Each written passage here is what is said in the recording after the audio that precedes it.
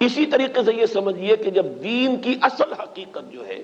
وہ کمزور پڑے گی، اس سے ذہنی رشتہ کمزور پڑے گا، دلی لگاؤ کم ہو جائے گا، تو کچھ اور چیزیں آئیں گی جو اس خلا کو پر کریں گی۔ وہ کیا چیزیں تھیں جو تاریخ بنی اسرائیل میں آئیں؟ وہ تھے اب سفلی اعمال، ٹونے ٹوٹکے، جادو، عملیات، ان کے نتیجے، اس کے ذریعے سے کچھ چیزیں حاصل کرنے کی کوشش کرنا، یہ گویا کہ پرورشن، دین کی پرورشن ہے۔ یہ وہ آکلٹ سائنسز جو ان کے ہاں پھر شروع ہوئی، ان کی دلچسپیاں ان چیزوں کے ساتھ ہوتی چلی گئیں۔ یہاں اب بقیہ جو حصہ ہے، اگرچہ یہ بہت طویل آیت ہے جو آ رہی ہے پہلی، لیکن بہرحال اس میں 2 آیتوں پر ہی بقیہ بھی رکوع مشتمل ہے، جس میں سے پہلی آیت بہت طویل ہے۔ یہ ہے وہ شے پھر جو خود ہمارے ہاں بھی آپ دیکھیں گے کہ پھر مذہب کا تعلق جو ہے وہ ان چیزوں کے ساتھ رہ جاتا ہے۔ وہ عملیات ہیں، وہ ٹونے ٹوٹکے ہیں، وہ خاص قسم کے جو ہے وہ اعمال قرآنی پر آپ کو پوری پوری کتابیں مل جائیں گی۔ فلاں کام کے لیے اس آیت کا ورد کرو، اور فلاں کام کے لیے جو ہے اس کا چلا کھینچو، اور فلاں کے لیے وہ قرآن مجید پھر اب وہ کتاب ہدایت نہیں، وہ کسی ریولیوشن کا مینول نہیں رہا۔ وہ قرآن مجید جو ہے وہ انسانی زندگی کے پیچیدہ مسائل کے حل کے لیے ادھر رجوع نہیں ہو رہا ہے، بلکہ وہ یہ کہ یہ جو آپ کی ضروریات ہیں یا کوئی اپنے مشکلات ہیں ان کے حل کے لیے اب اس کو ایک ذریعہ بنا کر وہ عملیات، اس کے حوالے سے قرآن مجید جو ہے وہ گویا کہ مسلمانوں کی دلچسپی کا موضوع بنا۔ تو گویا کہ جیسا کہ میں نے عرض کیا تھا کہ یہ ساری چیزیں وہ بتائی جا رہی ہیں کہ جو وہاں ہوئی ہمارے ہاں بھی ہوئی ہیں۔ جیسے کہ حضور نے فرمایا تھا صلی اللہ علیہ وسلم، لَتَتَّبِعُنَّ سُنَنَ مَنْ كَانَ قَبْلَكُمْ، تم لازماً ان لوگوں کی پیروی کرو گے کہ جو تم سے پہلے تھے، یہاں تک کہ اگر وہ گوہ کے بل میں گھسے تھے تو تم بھی گھسو گے۔ اور اس سے بھی آگے بڑھ کر آپ نے بات کہی، میں اسے نہیں دہرا رہا ہوں، دوبارہ بار بار میں بیان کر چکا ہوں۔ لوگوں نے پوچھا حضور کن کے بارے میں فرما رہے ہیں؟ کیا یہ الیہود والنصارى؟ آپ نے فرمایا فمن، وہ نہیں تو اور کون؟ جو گمراہیاں ان کے آئیں تمہارے ہاں بھی آئیں گی، جو ان کو مغالطے ہوئے تمہارے ہاں بھی ہوں گے، جو من گھڑت عقائد انہوں نے ایجاد کر لیے تھے تم بھی ایجاد کرو گے۔ اور دوسری حدیث وہ ہے کہ جو حالات ان پر وارد ہوئے وہ تم پر بھی وارد ہوں گے، جیسے عذاب کے کوڑے ان پر پڑے تم پر بھی پڑیں گے، جیسے اللہ تعالیٰ کی طرف سے سرزنش ان کو ہوئی ہے مختلف مراحل پر ان کی تاریخ کے دوران تمہیں بھی ہوگی۔ وہ تو پھر ایک مستقل موضوع ہے جس پر کہ یہ 2 سابقہ اور موجودہ امتوں کا ماضی، حال اور مستقبل نامی جو میری اس وقت موجود کتاب ہے اس میں اس کی تفصیل موجود ہے۔ بہرحال اب آئیے اس کا مطالعہ کیجیے۔ وَاتَّبَعُوا مَا تَتْلُو الشَّيَاطِينُ عَلَىٰ مُلْكِ سُلَيْمَانَ۔ اب دیکھیے وَاتَّبَعُوا، جب انہوں نے کتاب کو چھوڑا، دی تو گئی تھی کتاب اور کہا گیا تھا اسے مضبوطی سے تھامو، یہ میثاق جب لیا گیا ان سے،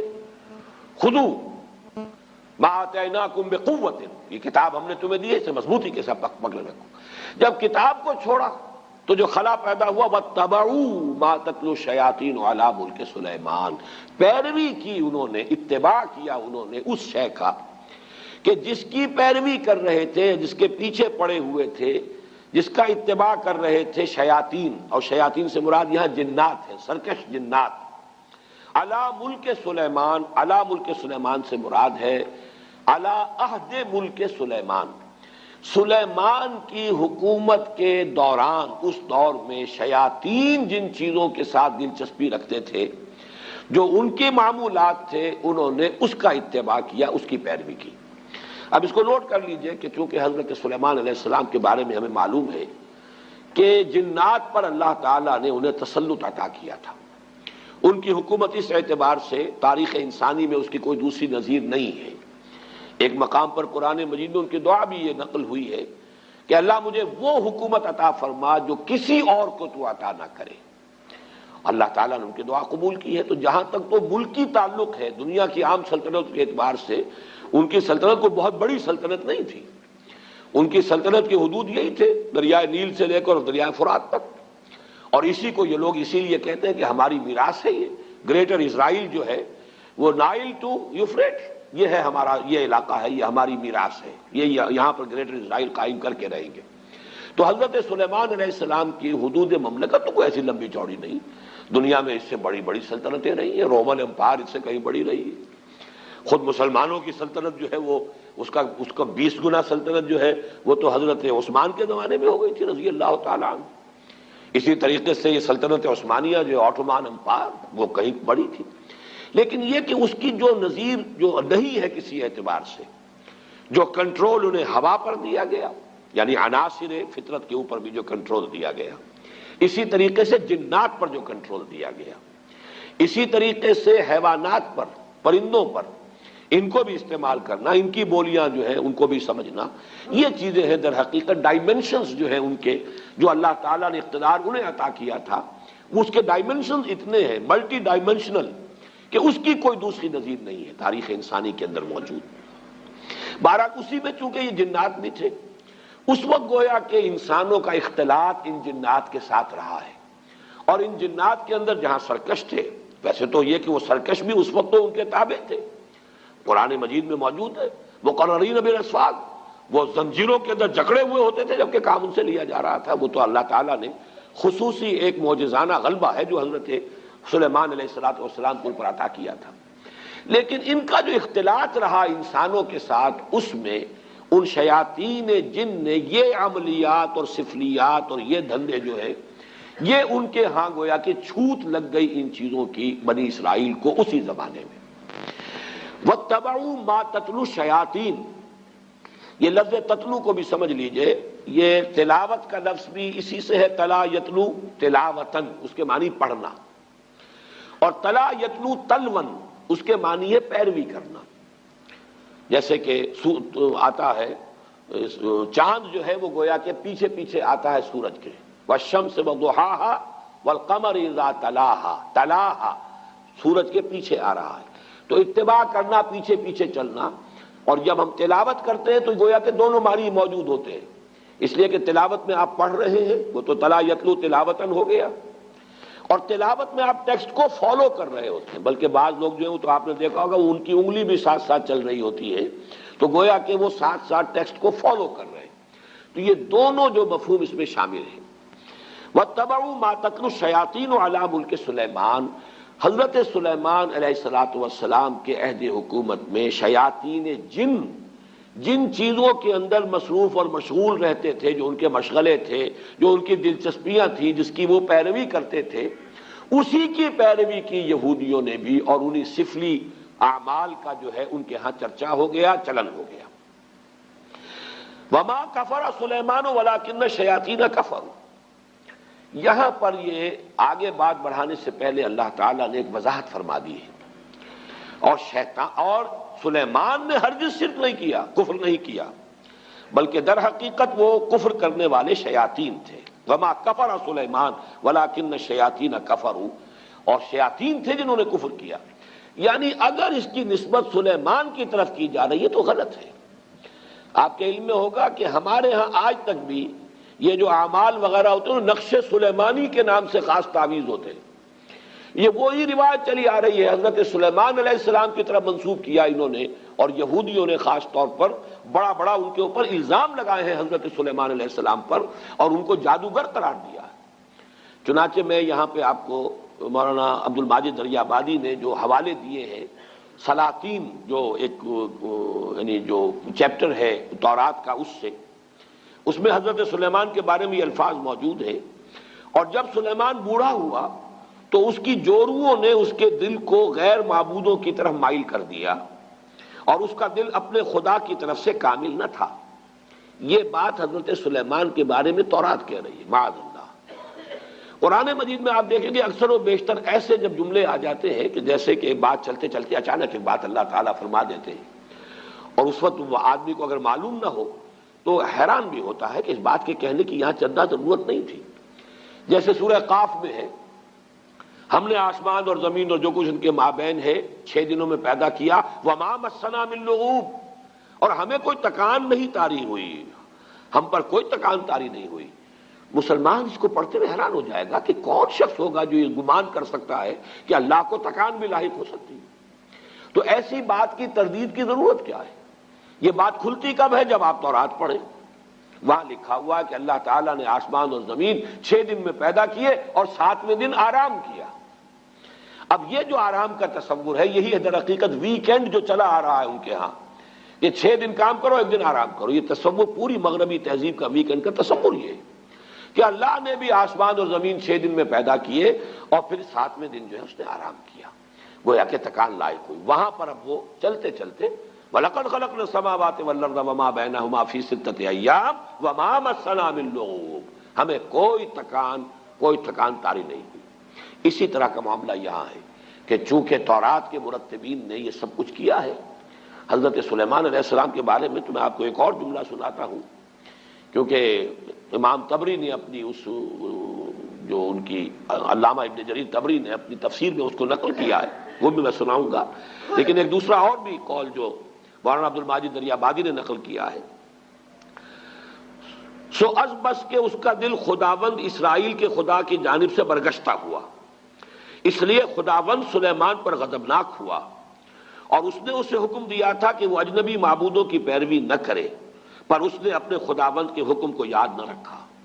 وہی کنگز سلاطین نامی جو چیپٹر ہے اولڈ ٹیسٹمنٹ کا، اسی سے یہ دونوں میں نے آپ کو حوالے سنائے ہیں، اس کی نفی ہے جو قرآن نے یہاں کیا ہے، وَمَا كَفَرَ سُلَيْمَانُ وَلَٰكِنَّ الشَّيَاطِينَ كَفَرُوا۔ سلیمان تو ہمارے بندے، ہمارے نبی اور ہمارے پسندیدہ بندے، ان کی طرف اس طرح کی نسبت کرنا جو ہے یہ غلط ہے۔ یہ شیاطین تھے، وہاں جنات تھے، اس وقت چونکہ رہا اختلاط، انہوں نے یہ سارا جو ہے کفر پھیلایا اور یہ سارے سفلی علوم جو ہے وہ ان کے ذریعے سے یہودیوں کے اندر سرایت کر گئے۔ یہاں میں علامہ ابن جریر طبری کا بھی حوالہ آپ کو سنا دوں۔ قال بعض احبار الیہود، علامہ ابن جریر فرماتے ہیں کہ یہود کے بڑے بڑے علماء میں سے بعض نے یہ کہا ہے، وہ یہ کہتے تھے آپس میں، الا تعجبون من محمد، آپس میں گفتگو کرتے ہیں، تمہیں تعجب نہیں ہوتا محمد پر صلی اللہ علیہ وسلم، یزعم ان ابن داؤد کان نبیا، وہ یہ بتا رہا ہے، کہہ رہا ہے محمد صلی اللہ علیہ وسلم کہ ابن داؤد یعنی حضرت داؤد کے بیٹے تھے حضرت سلیمان، وہ نبی تھے۔ وما کان الا ساحرا، وہ تو سوائے ایک جادوگر کے کچھ تھا ہی نہیں۔ سلیمان کی یہ شان ہے جو تورات کے یہ مرتبین جو ہے انہوں نے اپنے ہاں درج کی ہوئی، تو اس کی نفی قرآن مجید نے یہاں کی ہے۔ جہاں جہاں موقع ملتا ہے، جو بھی پردے ڈال دیے گئے تھے انبیاء کی سیرت و کردار پر یا داغدار کر دیا گیا تھا، قرآن مجید نے ان داغوں کو دھبوں کو دھویا ہے، اور اس کا بھی ایک خاص سبب تھا اصل میں، کیوں بنی اسرائیل نے اپنے انبیاء کی سیرتوں کو داغدار کیا، اس کا سبب بھی سمجھ لیجئے۔ دیوانہ بکار خیش ہوشیار یہ بغیر کسی سبب اور بغیر کسی مقصد کے نہیں تھا۔ جب ان کے علماء کے اندر اخلاقی زوال آیا، انحطاط آیا، اب لوگ ان پر انگلیاں اٹھاتے تھے کہ تم اتنے بڑے عالم ہو کر، اتنے بڑے مذہبی رہنما ہو کر یہ تمہاری حرکت۔ انہوں نے اپنے دفاع میں نبیوں کے اوپر اس طرح کے چھینٹے اڑا کر کہ یہ تو ہوتا ہی ہے، جب نبی ایسے تھے تو اگر ہمارے ذریعے سے کچھ ہو گیا تو کون سی بڑی بات ہو گئی، ہم تو پھر نبی بھی نہیں ہیں۔ یہ اپنے آپ کو بچانے کے لیے در حقیقت، اور یہ اس کی مثالیں اور بھی تاریخ میں آپ کو ملیں گی، میں زیادہ تفصیل میں اس وقت نہیں جانا چاہتا، لیکن اس وقت صرف یہ وضاحت میں کرنا چاہتا تھا کہ وما کفر سلیمان ولکن الشیاطین کفروا یعلمون الناس السحر، وہ لوگوں کو سحر سکھاتے تھے۔ اب یہ سحر جو ہے، جو کہ شریعت محمدی صلی اللہ علیہ وسلم میں یہ کفر ہے، آگے آ جائے گا، اس کی وضاحت کی گئی ہے۔ جادو ہے تو حقیقت، لیکن جادو کرنا کفر ہے، اگرچہ اس میں اختلاف ہمارے بعض فقہا کا ہے کہ آیا سیکھا بھی جائے یا نہ جائے، یعنی اس لیے کہ بعض اوقات توڑ کرنا پڑتا ہے کسی جادو کا، تو اگر آپ اس فن کے واقف نہیں ہوں گے تو آپ اس کا توڑ کیسے کریں؟ اس حوالے سے تو رائے ہے کہ اس کی معلومات اس کے بارے میں حاصل کی جا سکتی ہیں، لیکن بعض فقہا کے نزدیک اس کا سیکھنا کرنا تو ہے ہی ہے کفر، اس میں تو شک ہے ہی نہیں، خود جادو کرنا، لیکن جادو کا علم حاصل کرنا یہ بھی کفر ہے، یہ بھی ممنوع ہے، یہ بھی حرام ہے، اس لیے کہ ظاہر بات ہے کہ وہ ذریعہ کفر بننے والی شے ہے۔ یعلمون الناس السحر، اس کی اصل حقیقت کیا ہے وہ میں ذرا تھوڑی دیر میں آگے جو موضوع آ رہا ہے اس کے حوالے سے بات کروں گا۔ وما انزل علی الملکین ببابل ہاروت و ماروت، یہ ماں جو ہے اس کا عطف ہے واتبعوا ما تتلو الشیاطین، وہ ماں جو آیا تھا انہوں نے پیروی کی اس شے کی جو شیاطین جن جس مشغلوں کے اندر مصروف رہے تھے ان کی پیروی کی، اسی ماں پر، وما یعنی جو انہوں نے پیروی کی تھی ان کی، کہ جو حضرت سلیمان علیہ السلام کے زمانے میں شیاطین جو کچھ سکھاتے تھے اس کی پیروی کی،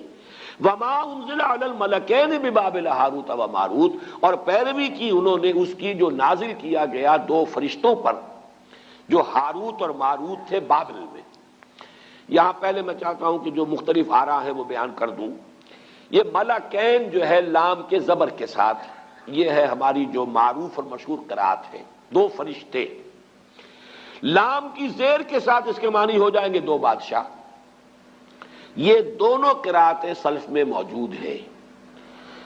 جو لوگ اس کو ملکین پڑھتے ہیں اس کا مطلب یہ ہے کہ بابل کے دو بادشاہوں کا ذکر یہاں ہو رہا ہے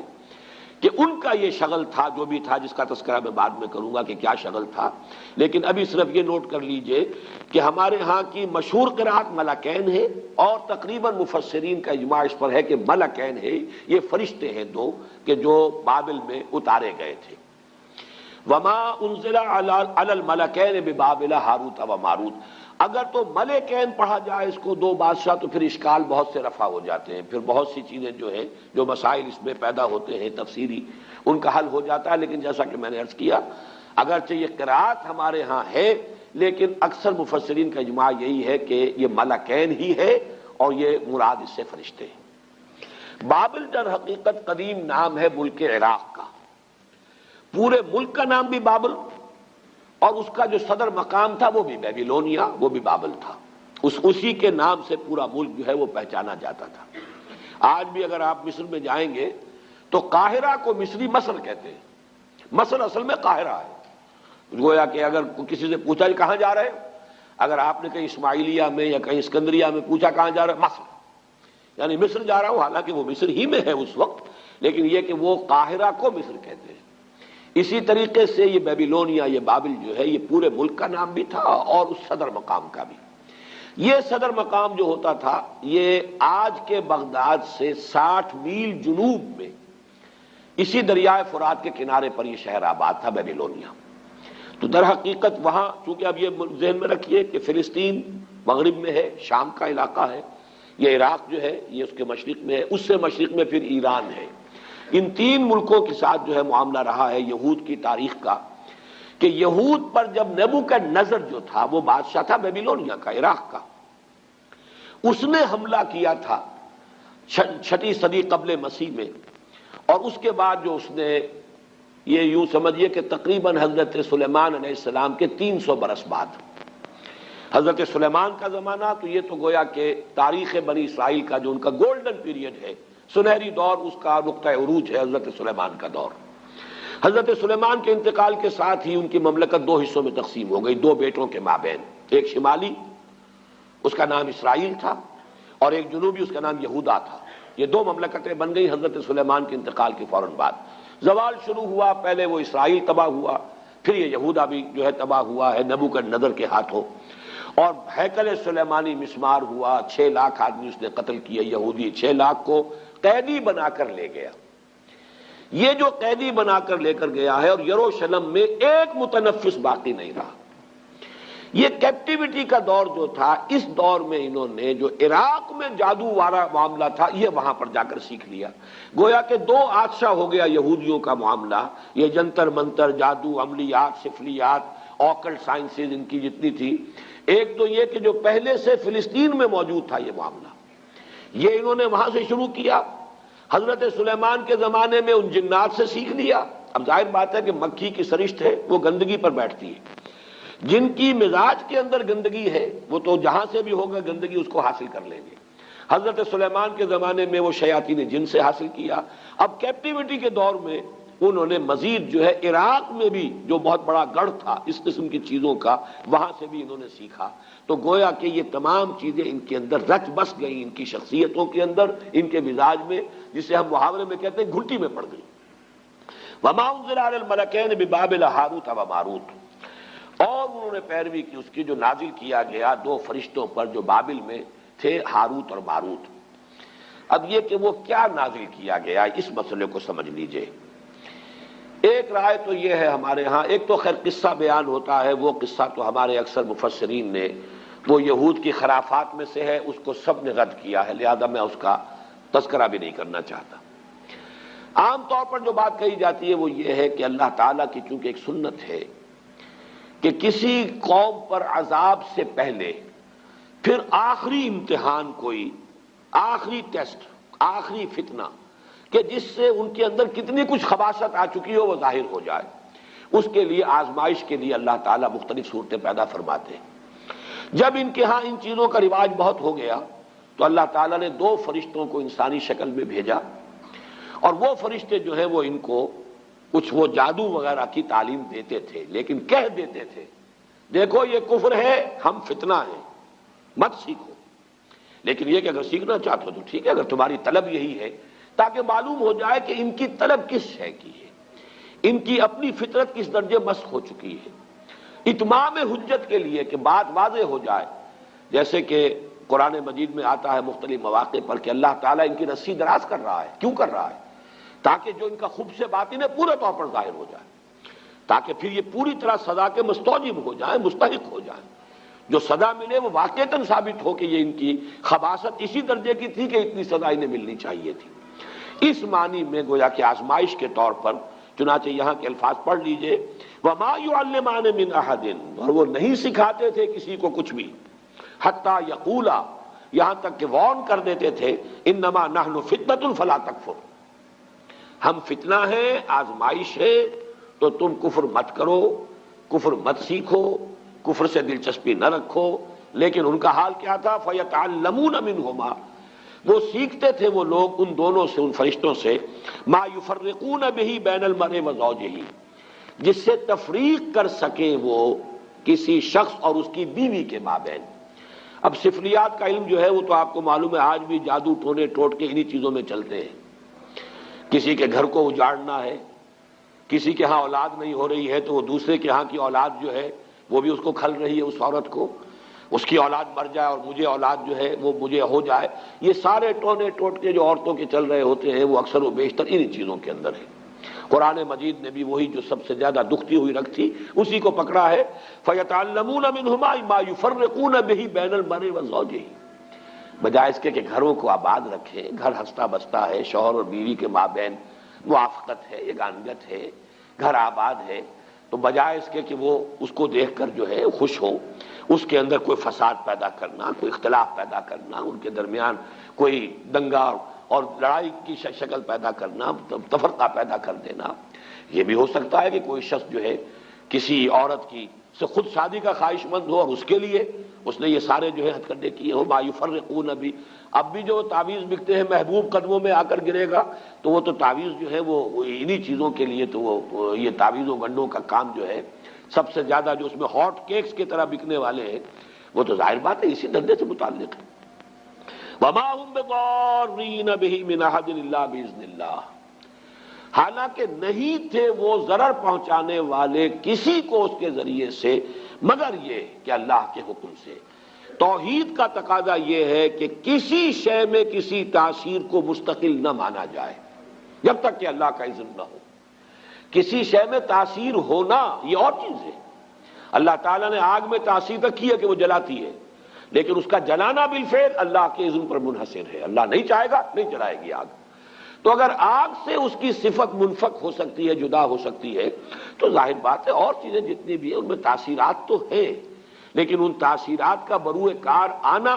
بالفعل نتیجہ خیز ہونا اللہ کے اذن کے بغیر نہیں ہے. چونکہ یہود جو ہے وہ توحید کے مدعی ہے، اور یہ ماننا پڑتا ہے دنیا میں جتنی توحید ان میں رہی ہے، باقی آپ مسلمانوں کے معاملے کو چھوڑ دیجئے، وہ تو پھر ایک یعنی آخری امت ہے اور جس طریقے سے تکمیل ہوئی ہے اور دین کی حفاظت کا اللہ نے انتظام کیا ہے تو وہ معاملہ علیحدہ ہے. باقی مسلمانوں کو، اس امت محمد صلی اللہ علیہ وسلم کو علیحدہ کر دیجئے تو تاریخ انسانی میں توحید کا اتنا چرچا کسی قوم میں نہیں رہا جتنا یہود میں رہا، اس میں کوئی شک نہیں. ان کے ہاں وہ شرک کی وہ دوسری آلائشیں جو ہیں توہمات شرک کم آئے ہیں، لیکن یہ کہ ان معاملات کے اندر اللہ تعالیٰ نے اسی لیے حوالہ دیا کہ توحید کے اگر قائل تھے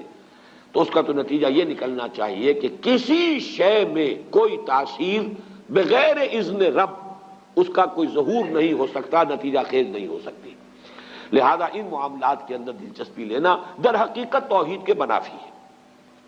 وَيَتَعَلَّمُونَ مَا يَضُرُّهُمْ وَلَا يَنفَعُهُمْ، اور وہ سیکھتے تھے وہ چیزیں جو انہیں نقصان پہنچاتی تھی، فائدہ نہیں پہنچاتی تھی. وَلَقَدْ عَلِمُوا لَمَنِ اشْتَرَاهُ مَا لَهُ فِي الْآخِرَةِ مِنْ خَلَاقٍ، حالانکہ وہ خوب جانتے تھے کہ جو کوئی بھی ان چیزوں کو اختیار کرے گا، خریدے گا، ان سے دلچسپی رکھے گا، اس کا آخرت میں کوئی حصہ نہیں۔ یعنی شریعت موسوی میں ان چیزوں کو حرام کر دیا گیا تھا اسی طریقے سے جس طریقے سے کہ شریعت محمدی میں جادو حرام ہے۔ میں اس کا بھی حوالہ آپ کو سنا دوں گا۔ وَلَبِئْسَ مَا شَرَوْا بِهِ أَنفُسَهُمْ لَوْ كَانُوا يَعْلَمُونَ، اور بہت بری شے تھی وہ جس کے عوض کے انہوں نے اپنے آپ کو فروخت کر دیا۔ یعنی دنیاوی مفادات، دنیاوی لذتیں، جو بھی دنیا کی گھٹیا آرزویں، خواہشات ہیں، ان کے عوض اپنے مستقبل کو، اپنی آخرت کو، اپنی ابدی زندگی کو برباد کیا۔ وَلَبِئْسَ مَا شَرَوْا بِهِ أَنفُسَهُمْ، گویا کہ اپنے آپ کو بیچ ڈالا، اپنے آپ کو جہنم کا ایندھن بنا دیا ان چیزوں کے لیے، ان کی طلب میں، ان کے حصول کے لیے۔ لَوْ كَانُوا يَعْلَمُونَ، کاش کہ یہ جانتے ہوتے، انہیں علم حقیقی حاصل ہوتا۔ وَلَوْ أَنَّهُمْ آمَنُوا وَاتَّقَوْا لَمَثُوبَةٌ مِّنْ عِندِ اللَّهِ خَيْرٌ، اور اگر اس کے برعکس وہ ایمان اور تقویٰ کی روش اختیار کیے رہتے۔